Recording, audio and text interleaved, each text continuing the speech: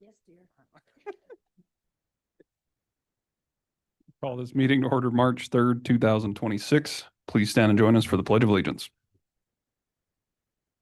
Pledge allegiance to the flag of the United States of America, to the republic which stands one nation under God, indivisible, with liberty and justice for all. Right. Good morning, everyone. Happy 33 day, which apparently is the first day of winter. So got that going for us finally. We do have a quorum present this morning with all 5 commissioners in attendance. Commissioners, if you've had a chance to review the agenda, there are no changes. Entertain a motion for approval. So moved. Motion by Commissioner Jones. Do we have a second? Second. Second by Commissioner Toman. Any discussion? Hearing none, all those in favor signify by saying aye. Aye. Aye. Opposed, nay. Motion's unanimous. First up under tab A, there are 2 public hearings to start us off this morning. First being the public hearing for the oversized and overweight vehicle regulations. And joining us this morning is Under Sheriff Joe Tomich. It's got Mr. Legursky on there too, but it looks like it's all you this morning, Joe. Morning. Good morning, Mr. Chairman and Commissioners. So before you this morning, as we've gone through the regulatory process to this point, we are looking at going forward with the hearing and entering the resolution this morning to start the permitting process for oversized and overweight vehicles on Sweetwater County roads. So we started this process with this board back in, I think, January of 24, and we did the publication for the notice of this hearing on the 24th and 31st day of December 2025. Public comments were due by the 20th of February. We received none. I believe the clerk's office also received none in that matter. And the hearing was set for 9 o'clock this morning. So we're here, and I guess at the conclusion of the hearing, we would just ask that the board move forward and enter resolution 2026-03 CC02. Very good. Any questions on the proposed resolution, commissioners, or regulations? Well, yes, Mr. Chairman. Mr. Tillman. I do have a question, but how do you get the word out there so that the truckers know it? Is it going to be at the port of entry notification, or how are they going to know that there's this rule? So, Mr. Chairman and Commissioner Toman, what we will do is we will work with YDOT to advise at the port, and then we will also make notifications to our local companies that are likely operating on our county roads, oil field traffic and such. We'll make those notifications to them. The intent at this point, if this resolution is entered today, is that we'll have a go live date of April 1st on this program. Thank you. Any other questions?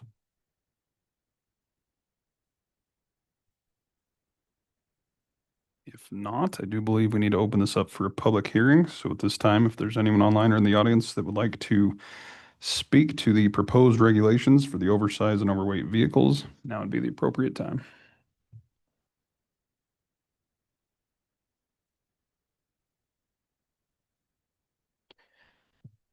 Mr. Chairman, Good morning, Mr. Legursky. sorry, I got tied up and couldn't make it over in a short time, but to answer Commissioner Tolman's question, we have a very good relationship with all the port of entries, and when they bring in a heavy load and they stop at the port, even if we don't have this, they still have to call us and get our okay to travel down county roads. So we'll let the port of entries know that this is an accident, and they'll get it out to all the different carriers and everything like that. So it shouldn't slow anybody up at all. Thank you. Perfect. Appreciate that. Any other comments on the public hearing portion? Seeing and hearing none, we'll go ahead and close the public hearing. And commissioners, what's your pleasure? Mr. Chairman, Commissioner Jones.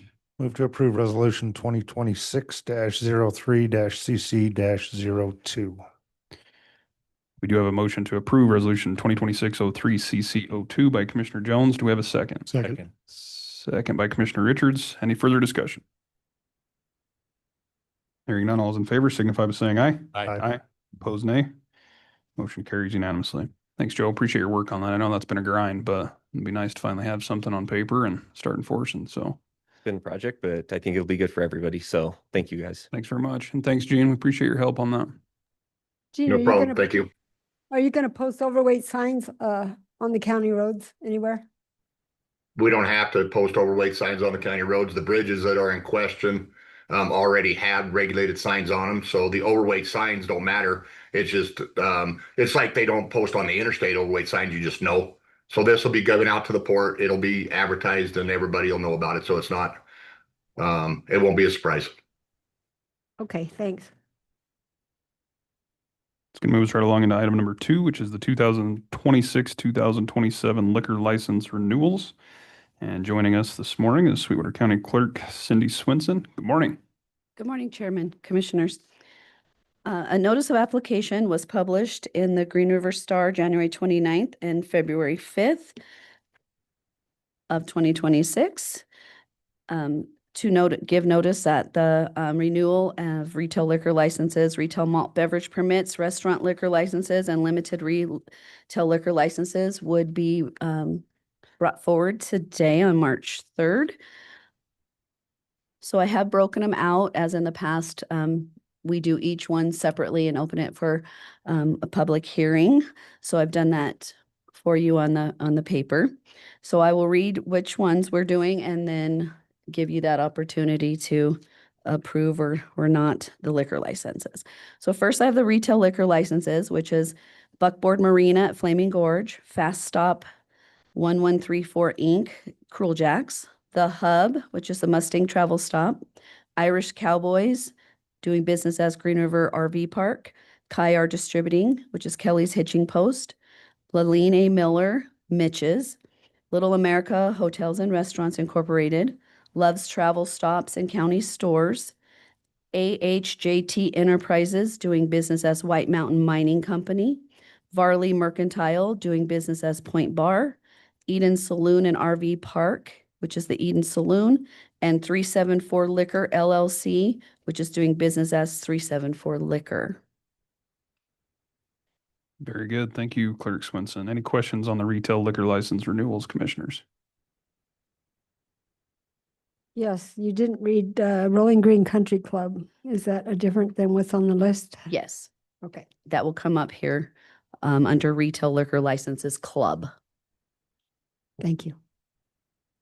Any other questions or comments on the retail liquor licenses? I do need to open this up for public hearing. So at this time, if there's anyone online or in the audience that would like to speak to the retail liquor license renewals as presented, now would be the appropriate time.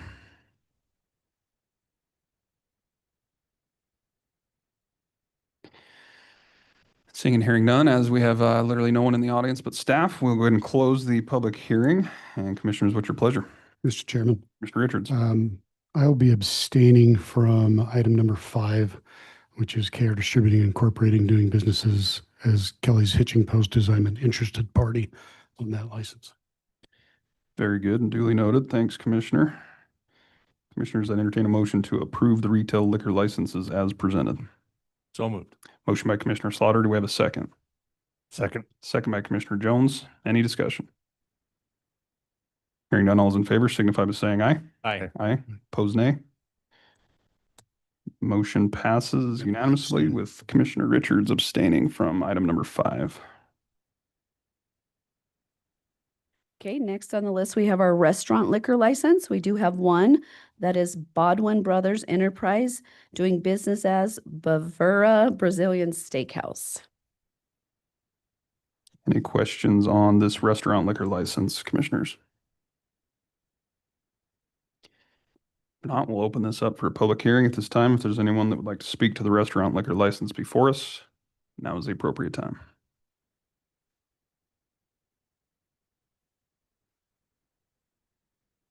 Seeing and hearing none, we'll go ahead and close the public hearing. And Commissioners, I'd entertain a motion to approve the restaurant liquor license before you as presented. So moved. Motion by Commissioner Richards. Do we have a second? Second. Second by Commissioner Jones. Any discussion? Hearing none, all those in favor signify by saying aye. Aye. Pose nay. Motion's unanimous. And back to Clerk Swinson. Okay, and the third is our retail liquor license for a club, and that would be the Rolling Green Country Club Incorporated. Any questions on the club retail liquor license, Commissioners? We will open this up for a public hearing. If anyone would like to speak to the Rolling Green Country Club retail liquor license renewal, now would be the appropriate time.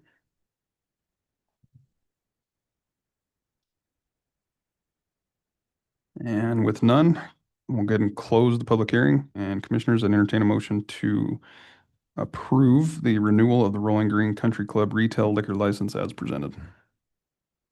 Mr. Chairman, I could make that motion. Motion to approve by Commissioner Toman. Do we have a second? Second. Second by Commissioner Jones. Any discussion?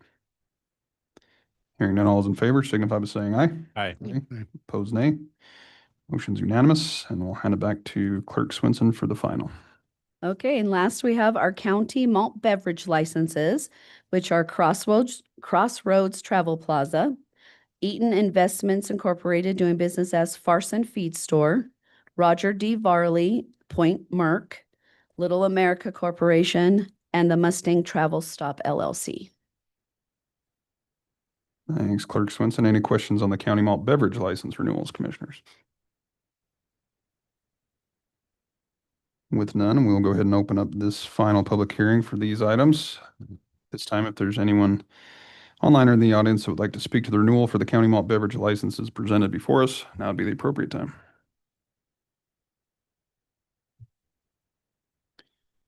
With none, we'll go ahead and close the public hearing. And commissioners, I'd entertain a motion to approve the renewals for the county malt beverage licenses as presented. So moved. Motion by Commissioner Jones. Do we have a second? Second. Second by Commissioner Slaughter. Any discussion?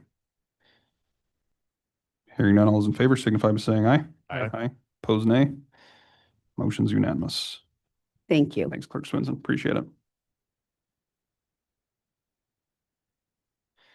It's going to move us along to tab B, where we have another public hearing, this time under the Planning and Zoning Department. Item number 1 is the Certified Resolution 2026-03-CC-01 for a partial vacation of the Covered Wagon Park subdivision as requested by Maverick Incorporated. And joining us this morning is Land Use Director Eric Bingham. Good morning, Eric. Good morning. Thank you, Mr. Chairman. So last year we approved the Maverick subdivision, and we also, as a part of that, because it was on top of platted subdivision, vacated some lots that were underneath. It took a few months for Maverick to record their plat, and they did so a few months ago. And during the mapping process, GIS, it was noted that there were some lots that were not vacated, that were missed, some slivers of lots, and some additional halves of lots that were not vacated. So what this resolution will do is correct that. It's platted, it's been approved, it's been recorded. So this will, for the purposes of GIS and mapping, will, and then just clean up all the title, is to vacate those remainder portions. So Mr. Chairman, I ask that the commissioners approve this resolution so we get this taken care of. And then what we'll follow up with this is an affidavit of correction. So once this is approved, then we follow up with the recording of what's called affidavit of correction. Surveyor signs it. It's recorded with the plat that shows those additional lots were approved. So, which that doesn't require a hearing, but this does. That's all I have, Mr. Chairman. Pretty straightforward. Thanks, Eric. Appreciate it. Have you received any feedback or anything? And there's no land issues or anything. It's just more of record cleanup, sounds like. Yes, and then what we're hoping too is the remainder of that subdivision, because it is a little bit of a mess out there as far as title, is the remainder of that Covered Wagon subdivision, which was obviously never developed. We're talking back to the 80s when this thing was approved and went bankrupt, so it was never built. Is the remainder of that subdivision get vacated and then platted? And Jamestown Rio Vista is working with the other landowner so that we can get that all cleaned up, get some lots out there that are actually developable. And you'll probably see that in the next, hopefully in the next year, that they get that cleaned up, but they are in the process. So this will clean this portion up, and then we're hoping that the rest of it gets cleaned up too, because it's kind of a mess out there, especially with the plat now on top of those, the lots and such. So yeah, so we're hoping that this cleans this up and then we move forward with the rest. Okay. Very good. Thanks. Any questions for staff on the partial vacation, commissioners? Not, we do need to open this up for public hearings. So at this time, if there's anyone that would like to speak to the proposed partial vacation for the Covered Wagon Park subdivision, now would be the appropriate time.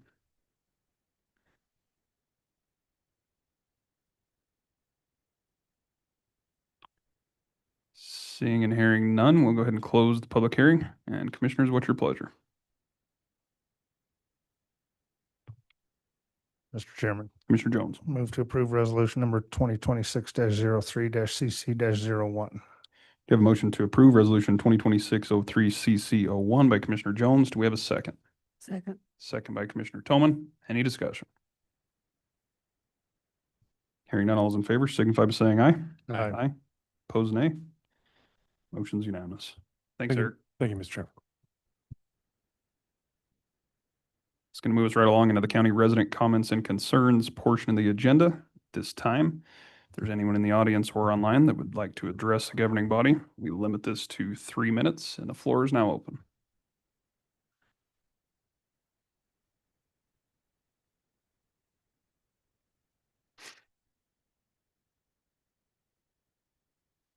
We will go ahead and close the county resident comments and concerns portion. I believe that's going to conclude our public hearings, all 15 of them this morning that no one wanted to participate in, so we appreciate that. It's going to move us right along into tab C, which is the consent agenda. There are 6 items before you this morning under the consent agenda, commissioners. First being the approval of the February 17th, 2026 meeting minutes. Second is the approval of the county vouchers, the warrants, the expenditure approval listing, and the commissioner's report. Third is the approval of the monthly reports. Fourth, the approval of the bonds. Fifth is the approval of the abates and rebates. And lastly, item number 6 is a request to restaff a vacant position in the detention center. And commissioners, I would ask if there are any requests to remove any items off of the consent agenda for further consideration.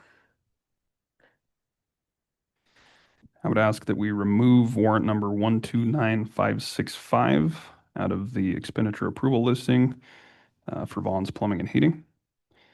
And with that, I'd entertain a motion to approve the consent agenda as amended. So moved. Motion by Commissioner Richards. Do we have a second? Second. Second by Commissioner Toman. Any discussion? Hearing none, all those in favor signify by saying aye. Aye. Opposed, nay. Motion's unanimous. I then entertain a motion to approve the outstanding warrant to bonds, plumbing, and heating. Warrant number 129565. So moved. Motion by Commissioner Richards. Do we have a second? Second. Second by Commissioner Jones. Any discussion? Hearing none, all those in favor signify by saying aye. Aye. Opposed, nay. I'm going to abstain as that is the place in which I'm employed. Move us right along into commissioner comments, and Commissioner Slaughter, the floor is yours, sir. Looks like we're way ahead, Mr. Chairman, so I'm going to talk very, very slowly. Very good. First of all, it's kind of nice to see the moisture that we received this week. Wasn't even upset to wake up to white stuff out there today. That's something we definitely need, so glad to see that. On the 17th, I met with Sarah Dorenzo of the Governor's Office and Martin Hicks and Jill Randall of the Wyoming Game and Fish Department to discuss plans for the second meeting of the Sublet Antelope Migration Corridor Work Study Group. We considered topics for the agenda and decided we would hold the second meeting in Pinedale on March 23rd. We will hold follow-up meetings each week to further define meeting specifics. On the 18th, I attended the monthly meeting of the County Museum Board. Director Dave Mead reported that new employees Laura Dale and Jane Miter attended travel and tourism training. The museum received a $5,000 grant from the Wyoming Humanities Council. They held their volunteer appreciation banquet at Santa Fe Trail and had 40 people attend. Volunteers were recognized for their service during 2025. The airport exhibit will contain items reflecting local industry. Fur trade, agriculture, coal, oil and gas, and Trona will be featured. Staff is working with travel and tourism and both chambers of commerce to feature the 250th anniversary of the United States. They have a quilt exhibit opening today and are holding a planning workshop from 8 to 12 a.m. on March 9th. Director Mead would still like to change out the museum items in the courthouse lobby to more accurately reflect the 250th celebration. On the 19th, due to road closures on I-80, I traveled to Lyman via Kemmer and Carter to attend the monthly Coalition of Local Governments meeting. Chairman Eric South called me about the time I reached Little America to inform me that the exit into Lyman was not accessible and that if I showed up, we would have a quorum.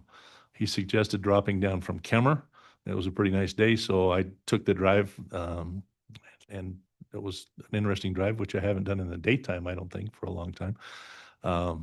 Fortunately, I was able to finally reach Lyman.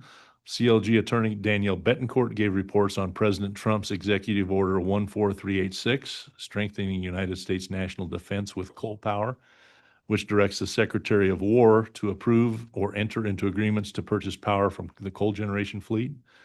She also reported on oil and gas lease sales. The 2026 second quarter sales included 227 parcels containing about 250,930 acres.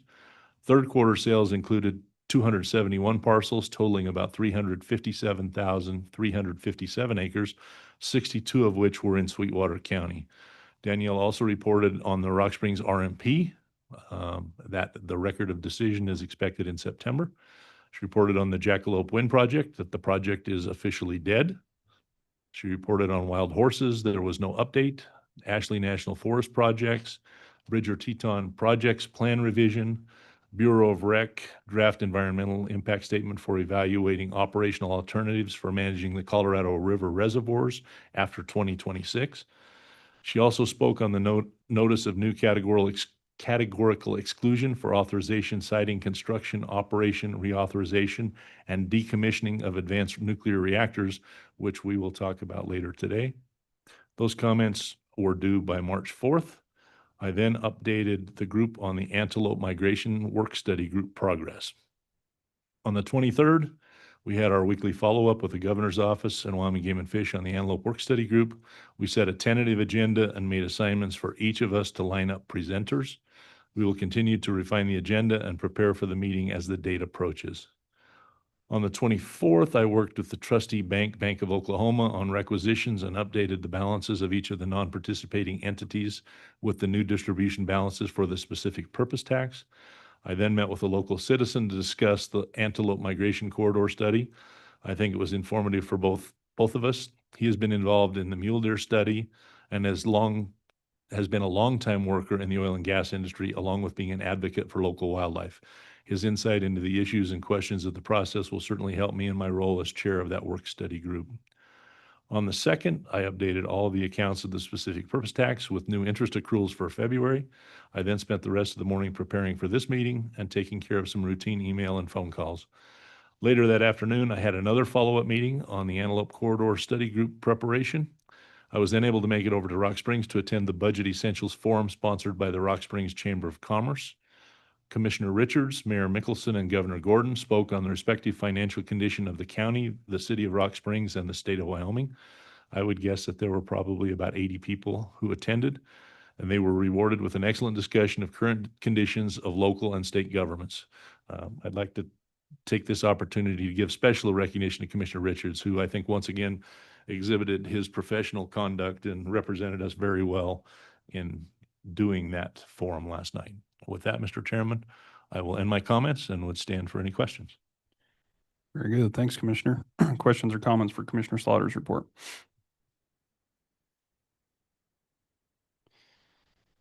Getting off easy today. Commissioner Tolman, the floor is yours. All right, thank you. On the 17th, I listened in on the SCORC meeting, the Sweetwater County Outdoor Recreation Collaborative, but I won't steal Commissioner Richards' thunder. I'll let him report on that. Exciting things though with the grant program. On the 17th, library board meeting in Rock Springs at the Rock Springs Library, Lindsay Travis shared a proposed library budget with different options for the board to consider before they submit it to the county. I appreciated that very much, as I'd asked her to work on different options so we didn't get down to the budget crunch and then have to tell her she had to cut somebody. So she did prepare some different options. They adopted a lending policy, and it does include a $25 fee for out-of-county residents since they don't pay taxes in the county. The Coalition of Local Governments meeting, I squeaked right down the interstate and around the backed up traffic, and I got to the CLG right on time, and I did not have to go to Kimmer. Thank you, Eric South, for that one.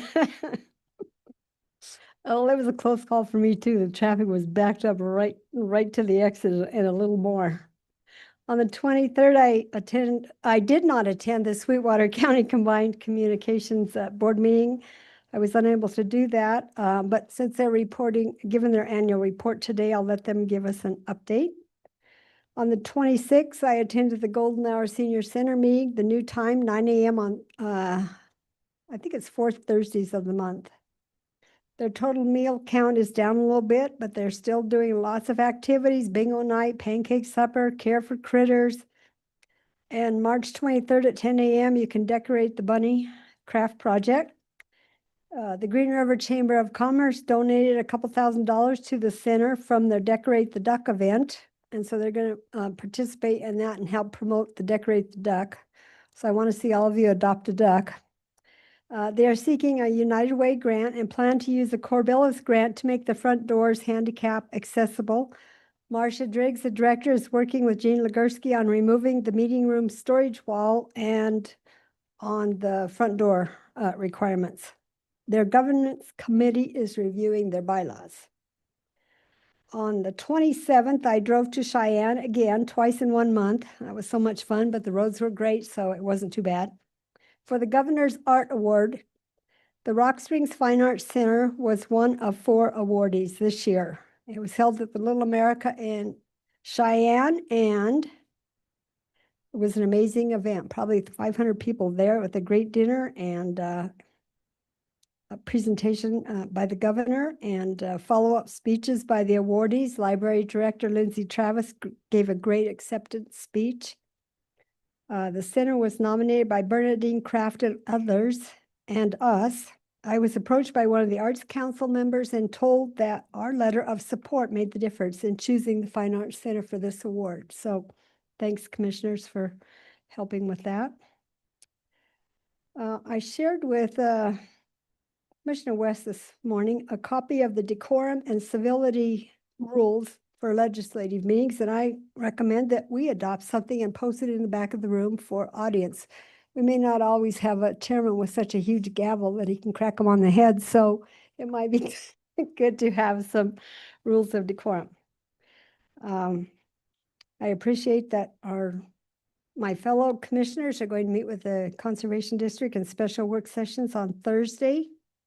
Remember, though, I have 27 years of experience, so if you have follow-up questions, I am here.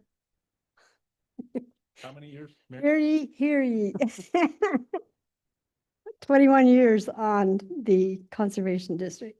Friday, we have our federal partners meeting, and Island and I will be meeting with the mayor on the Combined Communications MOU. Last night, I did attend the governor's and Commissioner Richards and Mayor Mickelson's presentation at the Broadway Theater. It was great. Thanks to all of you for providing an update and just creating the vision for the future of our state. We have to be forward thinking, and I think they did a great job of showing that. So thank you very much. April 1st, you have a town hall meeting in Farson. I can't promise you that you're going to get a smorgasbord meal, but we'll find something, maybe some roadkill or something. So that does conclude my speech for the moment. Very uplifting. Thank you, Commissioner.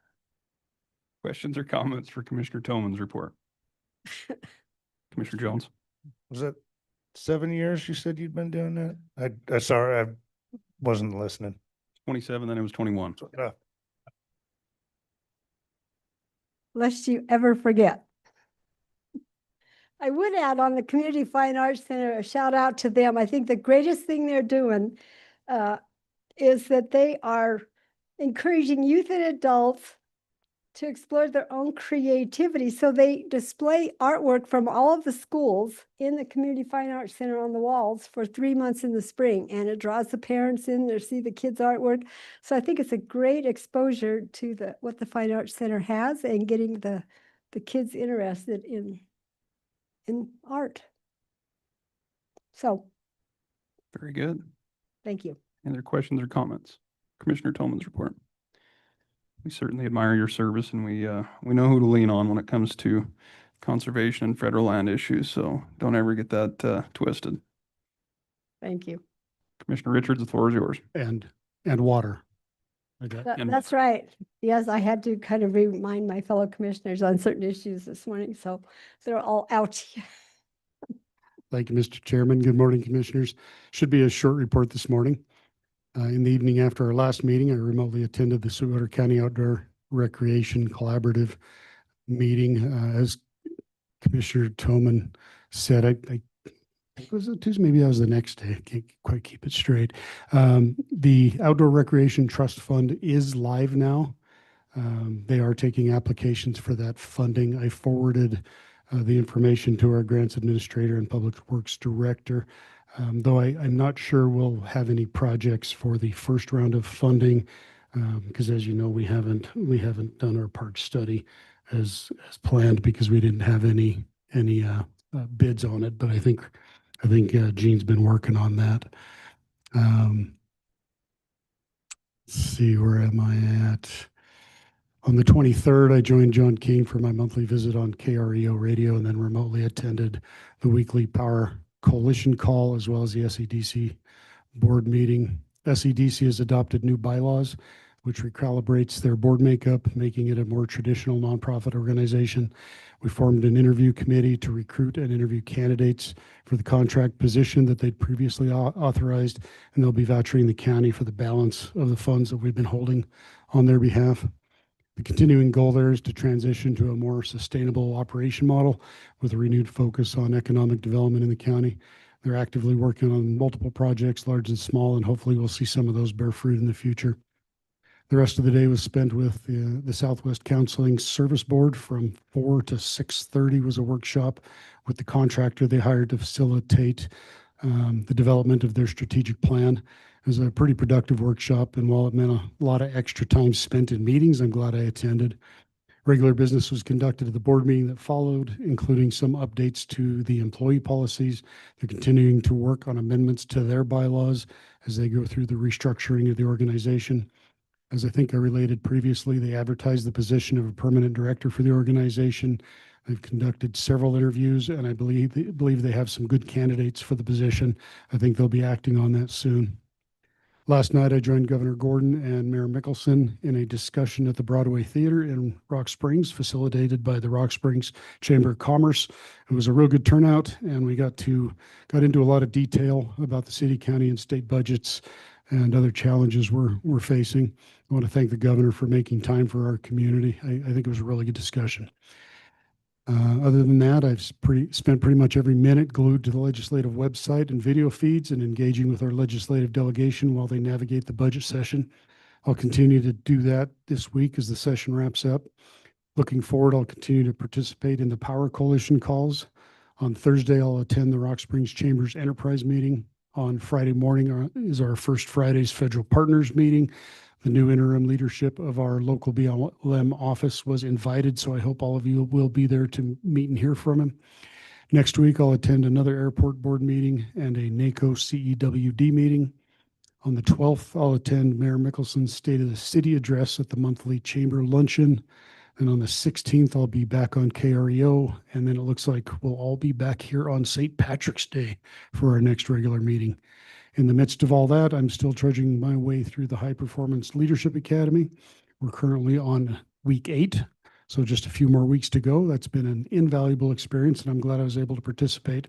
But I'll be relieved when it's over and I can reclaim some of my free time. A couple of notes before I close out. This week is Read Across America Week, so I encourage you to pick up a book and enjoy it.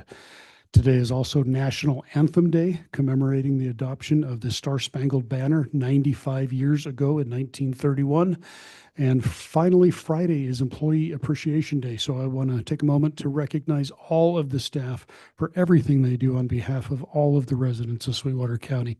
I can't reiterate enough how important all of you are to the continued success of our community, and want to sincerely offer my gratitude. Thank you all for the work you do. I think that's all I have for you today, Mr. Chairman. I'm happy to stand for any questions. Thanks, Commissioner. Appreciate the report. Questions or comments for Commissioner Richards this morning? If not, we're cruising right along, and Commissioner Jones, the floor is yours. Thank you, Mr. Chairman. On the 17th, I attended the Memorial Hospital Sweetwater County Buildings and Grounds Committee meeting. Updates were given on the lab expansion as well as the MOB. They also do an overview every month of number of projects that they put on their to-do list and the number that they clear off, so that way they can track that monthly and see if they're getting ahead or behind. Also on the 17th, I attended and presented at the monthly Sweetwater County Outdoor Rec Collaborative. I was asked to report on the off-road motorized trip from Evanston to Cheyenne, starting July 1st, for the semi-quincentennial celebration. I know I've reported on that several times here, but I'm just going to add, if anybody would like to join us, please register at www.sweetwatersnowpokes.com. Click on events in the upper right corner and then register.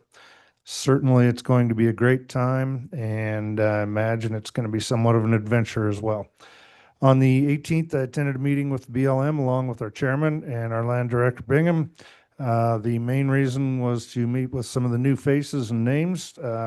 We have a new acting state director, Tanya Thrift, and acting field manager, Michael Gates, and a senior advisor, Brenda Yunkin, attended.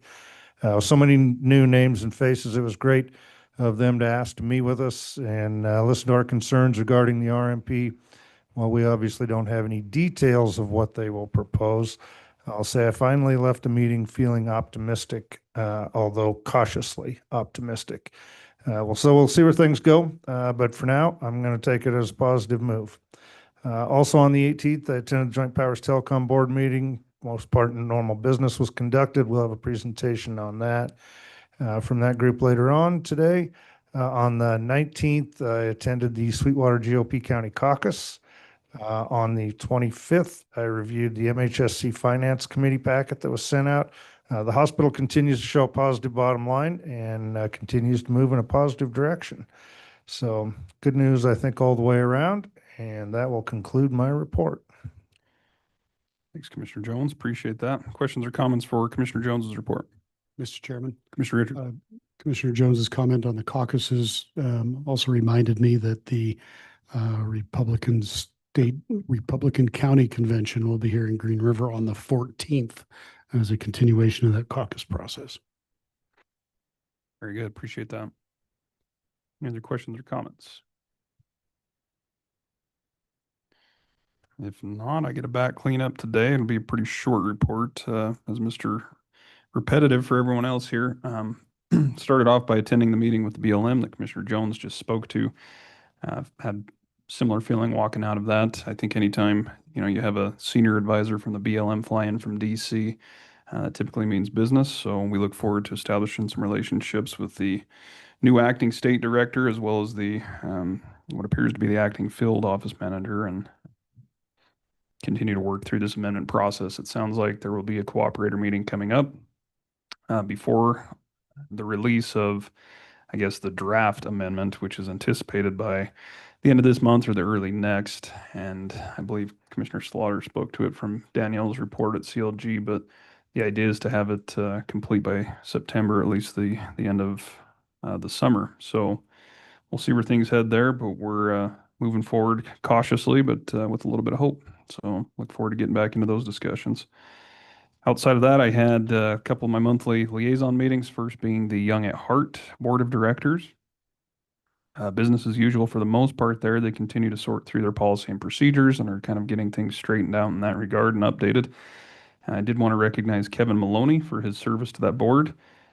He had his last meeting actually last month, but I wanted to give him a shout out for all of his work on that. They did receive an official letter of termination from Ordinary Faith. They were renting the facility, obviously, for Sunday services, and that was amounted to about $1,600 a month in revenue for them. So they asked that I share that there is available space for those who may be looking for smaller events, or if there's other venues that are booked, to consider looking into the Young at Heart if the need arises. So continue to support them where I can, but I think they're slowly getting things updated, and we'll see where things head in the budget season. That evening, I had the Events Complex monthly meeting. Similar story there as far as business as usual for the most part. They've got about 60% of their fair sponsorships. They have one final concert to line up before those are complete in that regard. Maintenance items ongoing outside of that. They've got a new website that they've completed and is now live. In regards to the fair, they're tossing around different ideas. It sounds like they're going to have a $2 Tuesday, and they're looking into, because of the cost of concerts gradually increasing, maybe eliminating Tuesday and finding a local band or a Wyoming band to play that Tuesday evening on the $2 Tuesday night. They were also going through adjusting fees and different rentals and all of that. So not much more to report in that front. I'm continuing to work on the agreement between us and the events complex in regards to the Wyoming horse racing, and they're starting those conversations. Been working with John, who's helped me with some draft language. Candy did hand out that the Wyoming Gaming Commission released their historic horse racing distributions for the period of July 1st through December 31st of 2025. And for Sweetwater County, that was $800,000. A lot going on in that field. Aside from that, I've got the Public Works report, which is all things projects. Continuing to experience issues with the combined facility generator. Nothing more to report there. I might be looking at a new engine to install in the field for that. Detention center project is complete with the exception of the spring startups for the AC side of that. Southwest counseling is ongoing, and the maintenance department is working together well, and staff's getting caught up as they continue to sort through the different needs there. Maintenance crew handled 99 work order requests for the month of February. Road and Bridge is hauling rotomill and blading roads and continuing to add water due to the lack of moisture that we've obviously experienced this year, as well as replacing some culverts and other maintenance in that realm. Engineering, the Green River Courthouse elevator upgrade project bid, and they're going through all the exceptions with the winning bid, legal documents, and insurance requirements, and will likely present to us at our next meeting on the 17th. Same story with the youth home roof replacement, and the proposals are also due for the Parks and Recreation Master Plan. On the 12th, proposals are due for the Rock Springs Youth Home feasibility study and the Green River Courthouse veranda expansion feasibility study. And the CMAC project for the Justice Center parking lot seal and striping project will be going out to bid later this month. Other than that, just lots of phone calls, lots of legislation, and following along with that, it sounds like House Bill 107, which was in regards to the direct distribution, has made its way to the governor's office. They've created a statutory funding formula with that looks to be 8%. So lots of interesting back and forth in that regard, along with many of the other bills, but it seems as though we'll have a budget. So kind of a shock for some of us, I think, that went through a little bit ahead of schedule, but an interesting process to participate in, and appreciate all the conversations that took place getting us to this point. With that, commissioners, I'd stand for any questions.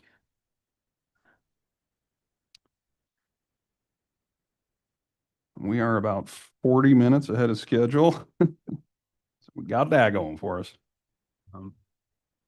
With that, we'll take a break. I guess we'll just keep on keeping on. What's our next presentation? Combined Communications is here, so we'll come back here at about 9:55, about a 10-minute break.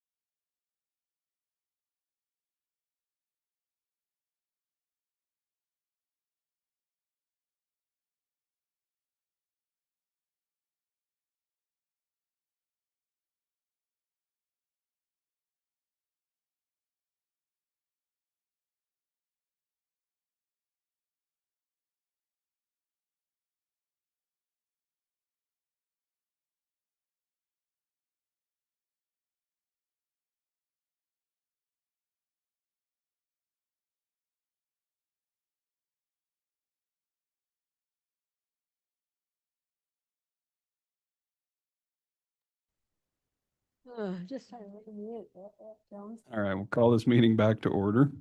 We left off at tab D, the action presentation items. And we're on to item number 2 now, which is the 2025 annual report from the Sweetwater Combined Communications Joint Powers Board. And joining us this morning is IT Director David Halter and Executive Director Nick Erskine. Good morning, gentlemen. Good morning, Chairman, Commission. So we just want to take some time and go over our statistics for the last year and some projects that we handled in 2025. We'll begin with the phones and 911 statistics. Our 911 voice calls for 2025 were 14,598, down just a marginal amount from 2024. Our text calls were up quite tremendously from 2024. But one thing that I want you to notice on this slide is the percentage of 911 calls with the 307 area code were only 60.75%. So roughly 40% of the 911 calls we take are from phones that are not Wyoming registered, out of state. Then our total calls for the year were 85,101, down close to 800 from the year prior, or almost a 0.95% decrease year over year.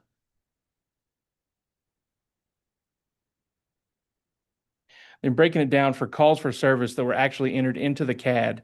This doesn't account for calls that didn't need a call for service or a CAD call, but these are the calls that actually we sent responders to.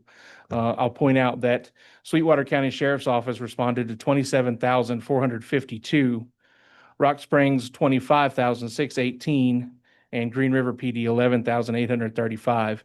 So for the law enforcement portion of this, Sweetwater County had about 2,000 more calls than Rock Springs in second place, or 36% of the total call volume were Sweetwater County Sheriff's Office. Total calls for service we entered and had responders respond to in 2025 were 75,874, which is a 2% decline from 2024.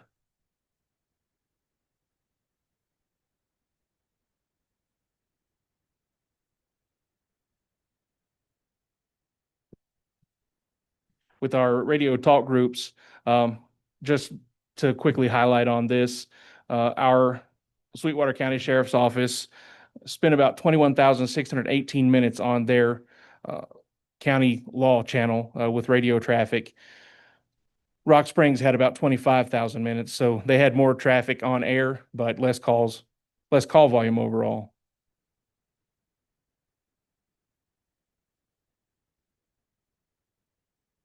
Then I'll hit here to show our MDT, or mobile data terminals. Those are the computers that responders use in their vehicles to see the CAD calls, to see what they're going to in CAD notes. One of the things that we've asked officers to do, especially with our staffing being what it is everything that they can do via silent dispatch, which means calls that don't necessarily need to be broadcast over the air. We just put them in, they see them, they can respond to them without any radio traffic. And as you can see on this list, while MDT usage has increased slightly, our radio and phone traffic have not increased as much, indicating that the silent dispatching and officers and responders using their mobile data terminals to respond to calls is working to help alleviate some of that volume of traffic from our dispatchers.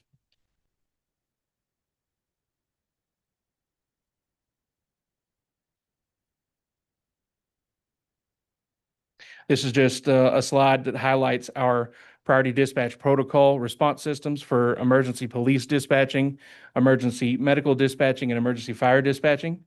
We had a total in 2025 of 19,535 EPD police cases, 3,058 medical cases, and 867 fire cases that were utilized with the protocols from priority dispatch.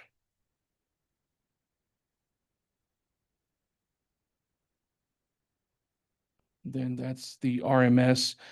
This just shows the agencies and the percent of time that they use the records management system. Overall, you can see that Sweetwater County Sheriff's Office, 29.49% of that overall traffic is them. So they lead by a large margin over Rock Springs Police and Green River Police, which is to be expected. And then the overall users, Sweetwater County has 153 users that access the records management system and CAD, which is 41% of the overall users, with Rock Springs at almost 20%, Green River at 16%, and all other entities combined at almost 23%. We've got a total of 373 users that access our systems with the CAD and the ART records management system. Smart 911 is a service that the public can sign up for to provide additional information to communicators and first responders. When someone calls 911 and they have a Smart 911 profile, call takers can automatically see information in that caller's safety profile. This information could be medical alerts, floor plans of their homes, any family member information, medical information for family members, if they have any pets in the home, best ways to get in should all the doors be locked, any emergency contacts. Literally, it can be descriptions of vehicles in the driveway. So it helps responders identify and narrow in on which home to go to. Starting in 2021, we started asking local businesses to create facility profiles to provide our center with relevant information about their businesses and facilities. It could be business contacts, floor plans, hazmat locations, utility shutoffs, and locations for AEDs. The table below shows Smart 911 use and registrations in our county. All time, we've had 770 safety profiles created. In 2025, we had 27 new profiles created, 11 new facility profiles created, and overall, we had 214 calls that utilized a Smart 911 profile in some capacity in 2025. So that helped out in 214 separate cases, helped us have more accurate information. Something that I want to add to this, when we talk about businesses and places being able to provide locations of AEDs, we are rolling out a new software app this year called PulsePoint. PulsePoint is an app that allows any person who is certified in CPR and first aid to download this app on their phone. And if they're out in public going about their daily duties, if we get a call where somebody requires CPR in some public facility, then it will notify them via that app that somebody needs CPR close to them within proximity, and they can get there and start providing those essential life-saving CPR services in that critical time between getting the call and first responders actually arriving. And also there's a sister app to that called PulsePoint AED. It's where anybody in the community, whether they're CPR certified or not, can download this app onto their phone. And whenever they're out and about in public, if they see an AED that's not registered yet on our system, they can snap a picture of it, register that location, and that information becomes available to our call takers. So when they're taking a call and an AED might be necessary, that information will be available for them to enter into the call, which helps them give instructions to people that are on the phone and also helps them provide that information to first responders. We anticipate rolling that product out to the public sometime in April. You can keep track of our social media and our website for more updates on that as it becomes available.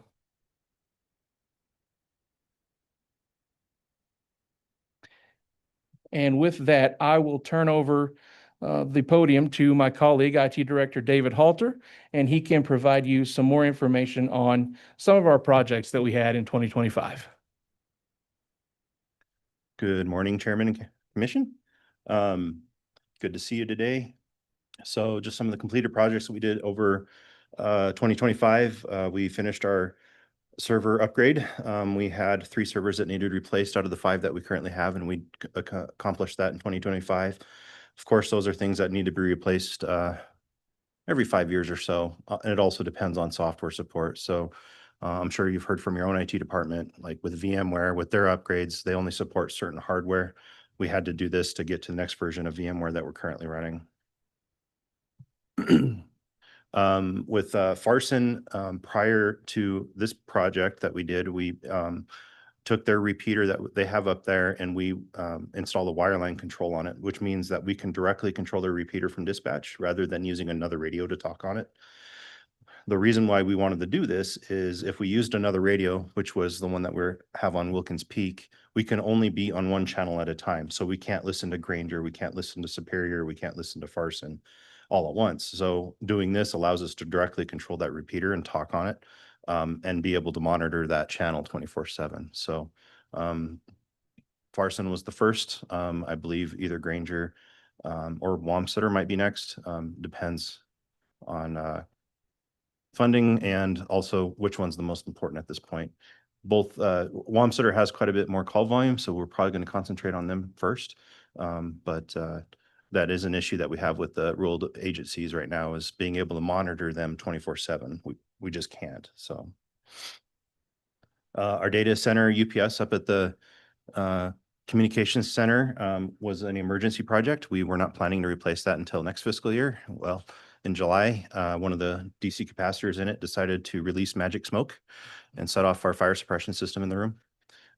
So on top of replacing the fire suppression dry agent, we also planned on replacing the UPS. We decided to wait on one of our other projects, which was a microwave link replacement, and replace the UPS, and that was installed in December.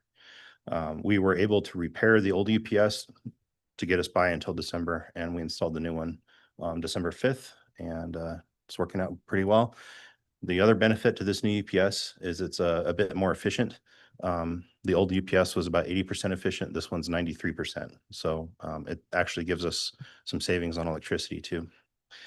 Looking at our power bill, we're using 3,000 kilowatt hours per month less than we were prior to the change of the UPS. So it's pretty significant. Unfortunately, the electric bill is still higher than it used to be just because of the electricity rates, but good thing we did that. We did replace our camera and door access control system. That was partially grant funded by the SHSP grant. We installed that. I think we went live with that in October. David, what is SHSP? State Homeland Security Program, or yeah, I think so. It's emergency preparedness grant from FEMA that, and then the states divvy out to different law enforcement or different public safety entities. And we applied for that a couple of years ago and was awarded last year. And then we waited till this year to do the project.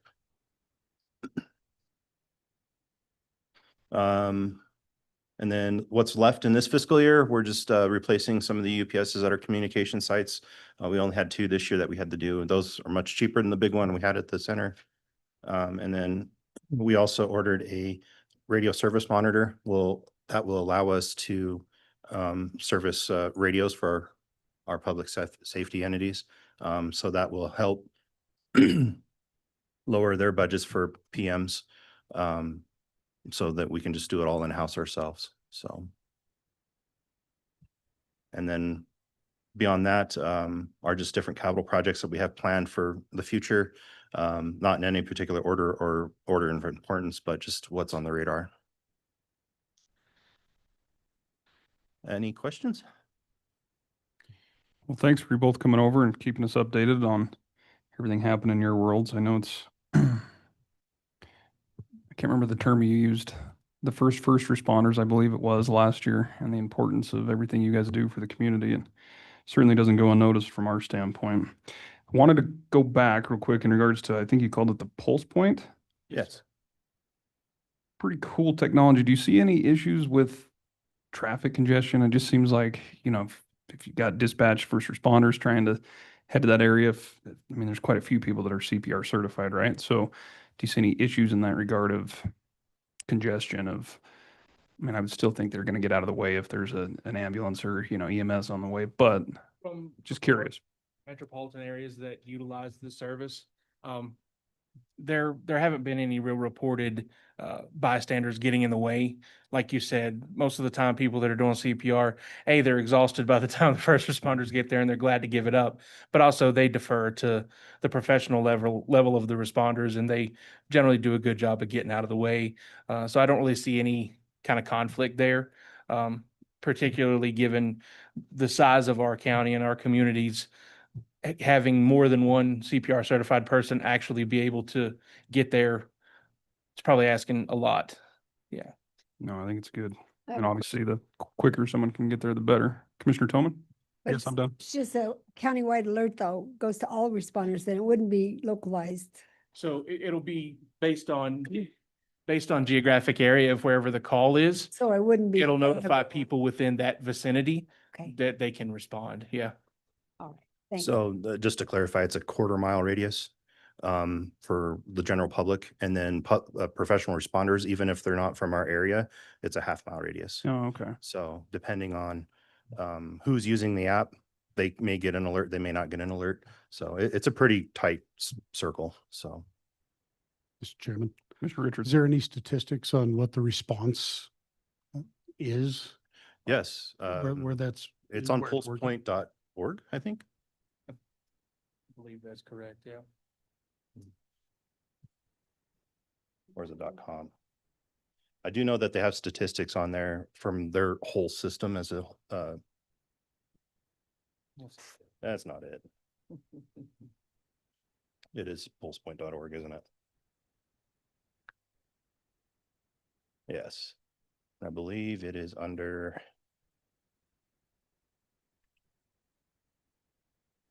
We'll have to look that up and send it to you guys, but it is on their website. They actually just showed it to us yesterday when we were on the call with them. And it was, they had about 2.5 minute response. So, which is pretty impressive. Additional comments, questions?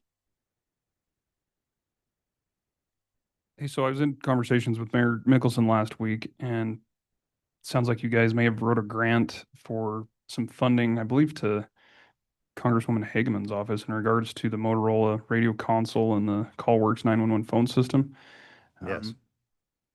Our liaison sounds like missed the last meeting. Is that something that we can help out with as far as a letter of support on that? He asked me if we had written one, and I was unaware of it, so I obviously didn't have a great response, but. So this was kind of approached by us by the city of Rock Springs last week. So it was one of those Okay. hurry up and run type deals. So we put together kind of a synopsis of what big projects are upcoming, especially the radio console. And they were looking at other projects rather than the Bitter Creek project to apply for, because that's something that they've been applying for over and over again. So they wanted to try something new, and they thought of us. So they are using their grant writers to Oh, I write the see. grant for Hageman's office. Yeah, if you guys could provide a letter of support, I think as a whole commission would be more powerful.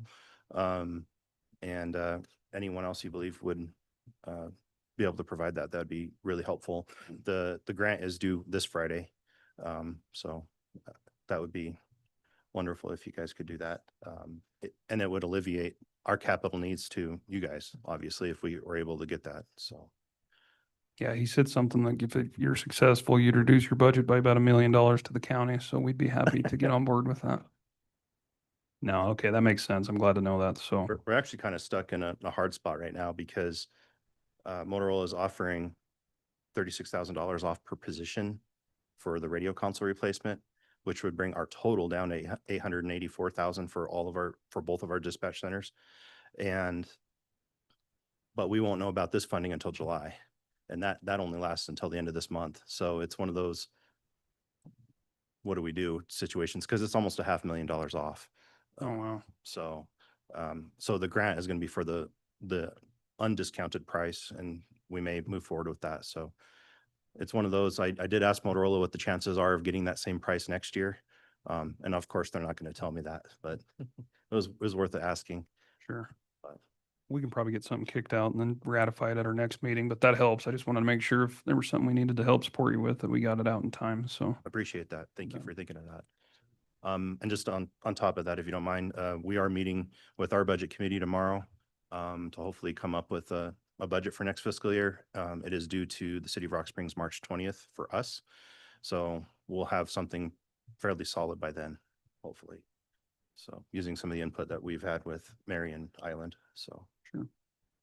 Mr. Chairman, Commissioner Richards. obviously the legislature didn't raise 911 access fees and solve all our budget problems, but they did pass SF 32. Do you see any positives, negatives in that bill? Any hope? There is hope. It's a one-time shot. It was 3.7 million. 750,000 of that is going to the state to come up with a plan to move forward to next gen 911. They already have a plan in place, but this is more or less like a feasibility study to get it moving. The 3 million is going to be a one-time grant for all the PSAPs in the state to apply for a one-time shot at funding with the intent of using it towards next gen 911 upgrades. There's 32 PSAPs in the state. It's only 3 million pot. It's not much. So Will there be any weight put towards regional PSAPs versus, you know? that bill was so broad, I have no idea. I think it's something that YDOT's gonna, because it's YDOT, that's gonna be the driving entity of that. So we'll have to wait and see what they come up with. Thank you. Wasn't there some national 911 legislation they were talking about nationally? Never went anywhere, I suppose. I've been so busy with state level stuff. I haven't looked. Have you seen anything? I have not seen anything nationally that would impact our funding locally, Thanks. unfortunately.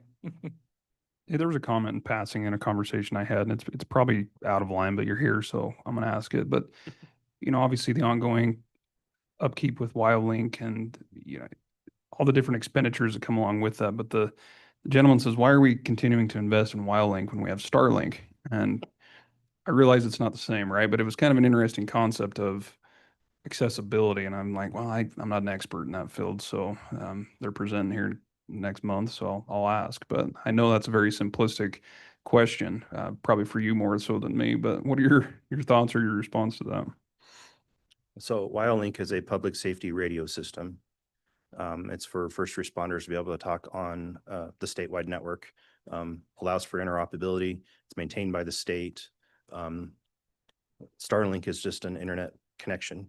It is a satellite internet connection. We can use it to augment WildLink to help with that, because WildLink requires connectivity to all their sites, whether it's fiber optic or microwave paths. They could use Starlink, and they are testing it actually with Starlink. But Starlink is more of a backhaul connectivity type thing, not for radios. There are other tools in the toolbox, so to say, with FirstNet and Verizon and T-Mobile. They have push-to-talk apps that tie into WildLink so we can talk on our radio system from our phones. I would not recommend using that as your primary because it's not always reliable, but a radio is, you key up and you're going to be able to get heard. So two completely different systems, Sure. but they can work well together, I would say. I think it was more just in regards to maybe what you just spoke to, but having towers everywhere and obviously not being able to have coverage everywhere all the time. And so, right. And that's where the other tool in the toolbox would be really handy if you had Starlink on a vehicle. For example, in Superior, they're in a bowl. They don't have any radio coverage for portable radios. So one thing you could do is deploy a Starlink on a patrol vehicle and then use, so a lot of the Motorola radios now have something called Smart Connect where they can talk to Wi-Fi. So then you can use your Starlink in the vehicle to talk on your radio. So there's a lot of really cool technologies out there that allow you to circumvent the radio coverage. So I know back in the day, we preached we need more towers, but now it's not as big of a deal because then you can use satellite communications to augment that. So interesting. Mr. Chairman. Commissioner Richards. So the answer there is Starlink can't replace it and make it cheaper. It can add to it and make it more expensive. Not necessarily more expensive. We just we wouldn't have to build out sites necessarily to cover. I mean, it would not be worth spending $2 million, well, probably $3 million at this point to build a site just for Superior. So something like that would help augment that and be a lot cheaper. So I would suggest it would add to it and make it more reliable, but not necessarily that much cheaper, but they are two separate systems. Any other follow-up? Well, thanks, gentlemen. We appreciate it as always and continue to support you. And sounds like some new exciting technology heading your way. And hopefully next year we can work on these 911 fees a little more. But pretty interesting statistics when you're looking at, what was it, 40% that's 40% out of state. out of state. That's kind of a telltale. So Interstate. Yep. Yeah. Thanks for all you do, and certainly pass that along to your staff as well. And good luck in this 2026. Thank you all so much. Appreciate it. Thank you. Thank you.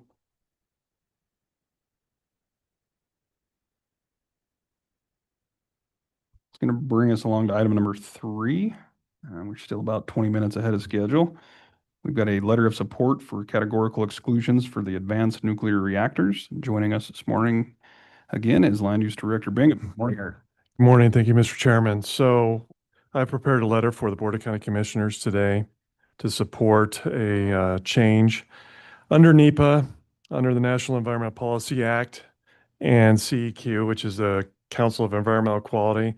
They can authorize federal agencies to do what's called a categorical exclusion, which is created for low impact things to the environment, is the best way to explain that.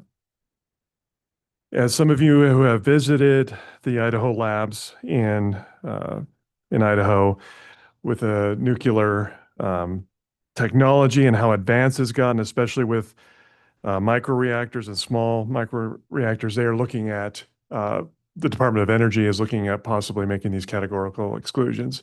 So the comments are due by tomorrow. So I'm good timing, a commissioner meeting that we didn't actually have to do a special meeting for once.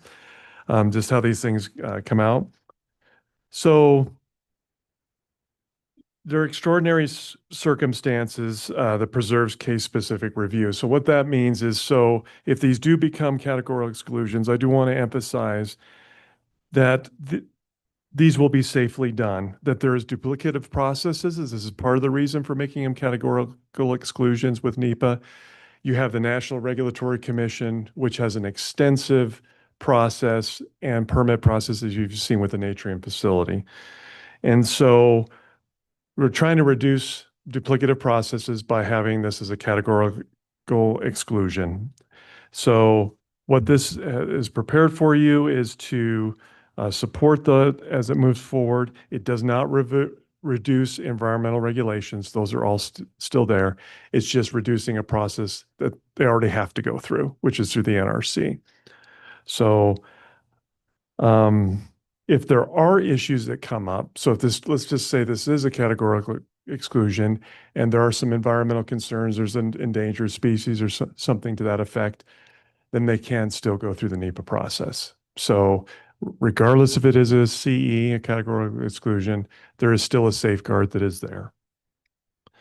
Under the Administrative Procedure Act, agency is reviewed under arbitrary and capricious standards, and the courts have upheld these categorical exclusions when agencies, so Department of Energy, provides a rational explanation supported by evidence and maintaining extraordinary circumstances screening. So they make sure that they have provided proper evidence to support this. So with that, Mr. Chairman, I've prepared the documents for you and just ask for your favorable consideration. Thank you. Thanks, Eric. Appreciate you presenting, for preparing that for us. Questions or comments on the letter, commissioners? Mr. Chairman, Commissioner Slaughter. just as a point of information, the CLG did ask Danielle to prepare a letter of support on this also. So the CLG is doing that in addition. Additional comments or questions? All right. If not, I'll entertain a motion to approve the letter of support concerning docket number Department of Energy Headquarter 2025-0405 pertaining to the categorical exclusion for the advanced nuclear reactors as presented. So moved. Motion by Commissioner Richards. Is there a second? Second. Second by Commissioner Jones. Any further discussion? Hearing none, all those in favor signify by saying aye. Aye. Aye. Opposed, nay. Motion's unanimous. Thanks, Eric. Thank you, Mr. Appreciate Chairman. it. Can move us right along into item number 4. We've got the surplus vehicle transfer and donation. And joining us this morning is Purchasing Director Marty Durnevich. Good morning, Marty. Long time no see. Morning, Commissioners. God, this is tall. I need a little step up. So, Commissioners, as you know, with the moving into our new facility at night, we've been going through the vehicles, getting those ready for sale. Also getting ready, we're going to hold the surplus sale on the 19th. That's all the unused supplies, filters, old cutting edges and that sort of thing. I've got that advertised. We will be doing that surplus sale on the 19th of this month. And in doing so, I was contacted by Southwest Counseling. They were in need of a couple of vehicles. They had one get in an accident that they totaled the vehicle. And so instead of them coming before the board to get funding for a new vehicle, Melissa reached out and said, Marty, do you have any surplus vehicles that are usable that we can use around town? So working with the vehicle supervisors, we came up with two Durangos, a 2004 and a 2009 that they said would work great for them to transport clients and that sort of thing around town. And they thought those would work well for them. So we're here today to ask if the board would authorize the chairman to sign the title and transfer those two vehicles to Southwest Counseling. The other one is we have a truck that used to be Allen's for the fire department as the fire warden. He's now in a half-ton truck, and this was one that, I don't know if you guys are aware of TJ. When he was there, it was TJ's old truck. It's got a lot of miles on it. Unfortunately, I couldn't give you that because the battery was dead, so we couldn't get the mileage off of it. But anyways, the city of Rock Springs would like to use that for their fire department, and they're willing to do the work on the truck and all that. They just asked if that was something that we would consider donating to the city of Rock Springs. So with those three vehicles, I'm here to get approval to do those transfers and donations and have the chairman sign the titles. And then as we just got the road and bridge new trucks all rigged up, and so I'm working with the vehicle shop to see if a couple of the trucks that are still on the fence down there are of decent quality that we could also donate to, or transfer, I guess it wouldn't be a donate, to the events complex to use at the facility. Thanks, Marty. And it looked like on those, you're still kind of going through the details of the events complex ones, and it was one or possibly two. Right. Okay. Yeah. Questions on the transfer of the surplus vehicles, commissioners?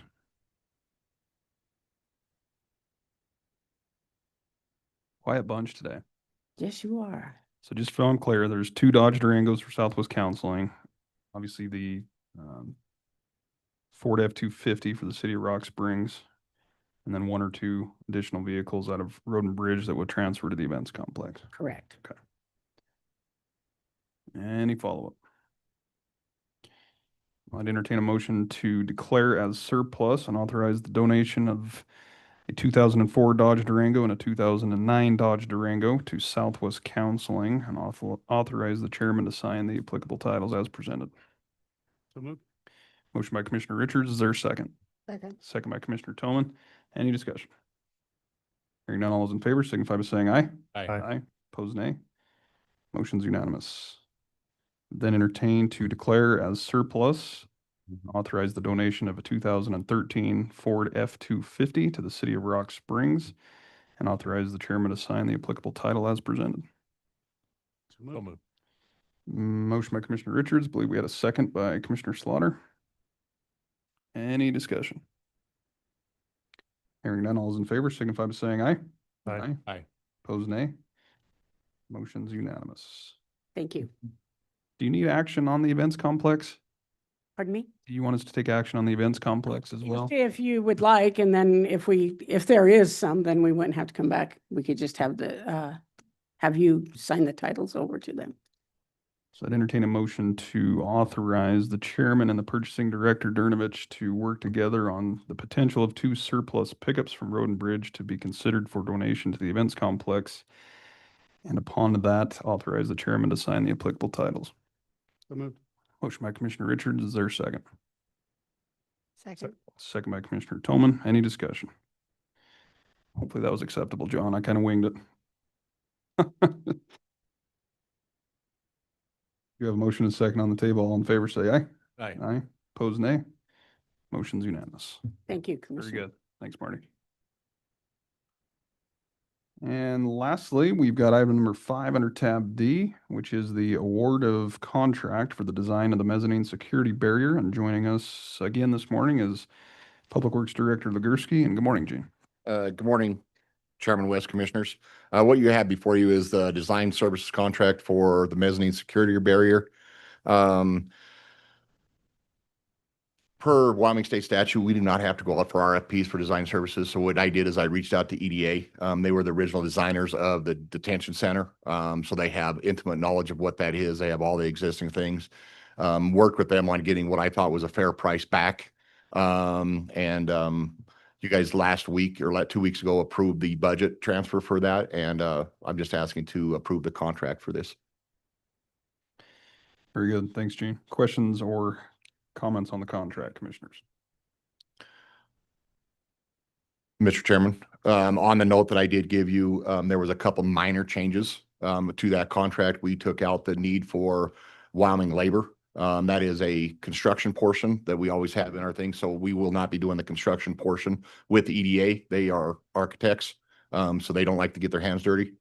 So there was no need for that. And then we also had to take out one word in a language that we cleared with John De Leon. It was defend, and there was no reason for that word to be in there. We were okay with that. So, and then we also, I mistakenly used an old contract, and I had Clerk Swenson's name as her old name on there. So we made sure that that was correct. Very good. Appreciate that. Any other questions?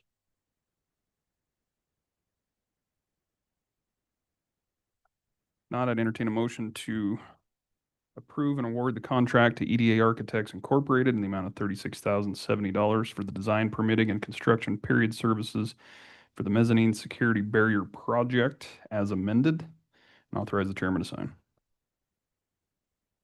So moved. Motion by Commissioner Jones. Do we have a second?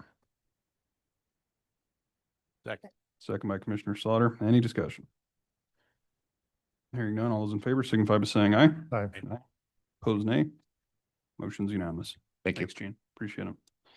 Commissioners, that's going to conclude the regular business to come before us this morning. We do have 2 items to take up in executive session this morning here. One is potential litigation. The second is real estate. Unclear if we will be taking action upon coming out. But with that, I entertain a motion to enter into executive session. We will take this up across the hall in the Council Rock Room. So moved. Motion by Commissioner Slaughter. We have a second. Second. Second by Commissioner Jones. All in favor, say aye. Aye. Aye. Opposed, nay. Motion's unanimous, and we're now in executive.